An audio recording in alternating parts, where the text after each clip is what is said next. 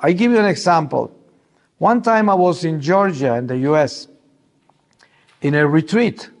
And when we were beginning the retreat, this lady came in with her elderly father, a man that was over 90. And she told me, my father always comes with me to all the retreats, but he hasn't gone to confession for 30 years because he hates everything about the church. He doesn't believe in anybody and he doesn't want to hear anything, but he comes just to please me. And he goes everywhere I go. So she said, I'm going to sit him in the very front because he can't hear you better if he's going to hear you. But don't worry if he's not looking at you, or he's not acting as if he is listening. Okay, I said, that's very kind of her to tell me that. I didn't really need to know that, but she did tell me that. So the guy that introduced me gave his introduction and all of that, and then called me to the podium, and I walked towards the ambon, and I tripped on some cables that were there and fell on my face right beside the old man. And he cracked up and laughed so loud, right? And everybody was silent. They were so embarrassed that this guy was laughing, you know? Everybody was worried if I broke a bone or something, but he was laughing. So I laughed with him. And he gave me his hand, and he's a very old person, but still I grabbed his hand and got up and began talking. Okay, so to make the story short, I finished my retreat, 3 talks, and there were confessions after that. And then I looked and I saw this man on the line to confession, the old man, right? And the lady, the daughter, was there waving at me like this. So I went on my way to where I was going, on a room beside the conference room, and then she came with him. And she told me, my father never ever hurt anyone because he hates every preacher, everyone. But today, because of you, falling right beside him and not being upset because he laughed at you, he completely accepted you. And he heard every word that you preach, every word. And then he turned around and said, I'm going to confession today. So this is the most strange way of how the Spirit works. This woman tried everything she could to take this man to confession, you see, and she couldn't. And they were the most gifted preachers and teachers and everything from the church. And she can never do it. The man continues to be stubborn and rejecting everybody. And that day, the tripping was the one that moved his heart. It wasn't even my words. Because if he would have heard other preachers and other teachers, he would have heard the truth and would have gone to confession. But the Lord took him to this confession because he used this falling of mine to get his heart, to get his friendship to the voice that was going to speak to him. So that's the way the Holy Spirit did it. And that is how mysterious the Holy Spirit works. It's very strange, you know, so different. One time I was invited to, I finished a mission in Ireland, in the Republic of Ireland. And I had this lady that passed away a few years back. May God rest her soul in peace. Beautiful Irish woman, hardworking. She used to set up a big mission, busy mission in Ireland. And then my last day of the mission was in Dublin, so I was there ready to come to the UK. And then this woman called from Drahada, the north of Ireland, asking for me to go there. It was an emergency. I have to go. They have to hear me. And then this woman saying, no way. He only has 1 day break before he goes to UK. He needs to rest. This discussion was between the two of them. So I told the lady, I go. Don't worry, I go. So I took a train and went 3 hours train from Dublin to that place. And I had a great experience with St. Oliver Plunkin, a martyr, right? They have the head, his head is there in the church, in this cathedral in Drahada, and I had a very beautiful locution with this saint. And he spoke about the youth and asked me to pray for the youth of that town.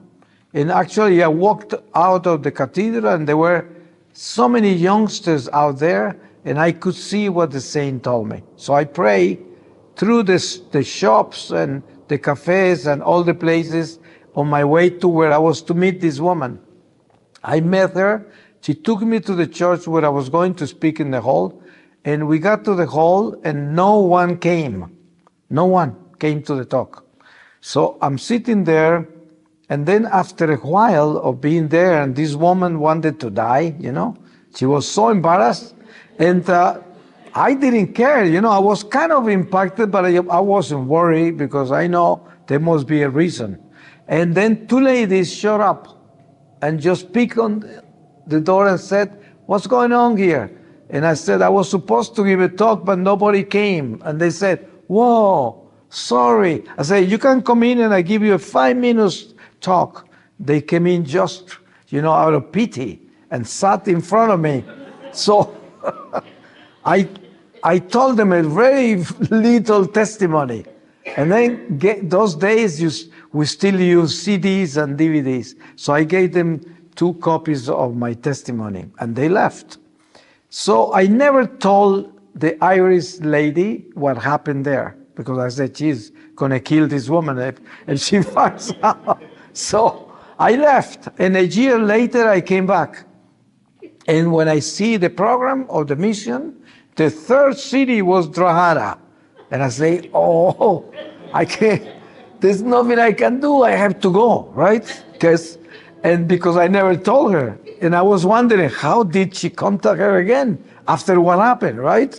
And so I went to Drahada, got there to the place where the address told me, and it was a different church, and it was packed with cars everywhere. And normally in the Ireland, a packed church is a funeral or a wedding, right? No, not a talk, not a conference. And for conference, maybe you see a mule outside. But then I went looking to see who was the person that was organizing that. And when I went inside, I found the 2 ladies that I gave.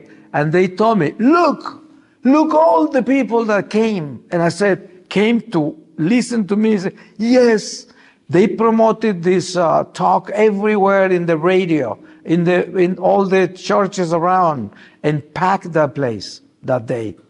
And this is an incredible way of the Holy Spirit working. You see, if I would have been just filled of myself with a big head and saying, "How dare she bring me there?" and no one showed up. "How dare she call me again?" and all of that, I would have never been back there, right?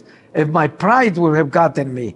And so it was a big trap, but at the same time, it was a teaching of how God works and how we never understand the ways of the Spirit. The Spirit moves in mysterious ways. And that's why we always have to walk towards simplicity, to humbleness, to silence, to contemplation, to not to act when you are supposed to act in situations like that. Because humanly, you will react. You will not act. You will react to a situation like that. And then what you're going to do is for sure going to be wrong. Because you're not supposed to react. You're supposed to let it be, let go, and let God, right? This is the way you go. And if we deal with our lives like that, then we're going to have a smooth ride. Not necessarily because it's not going to be a path with trials. We are going to have trials and toils and tribulations.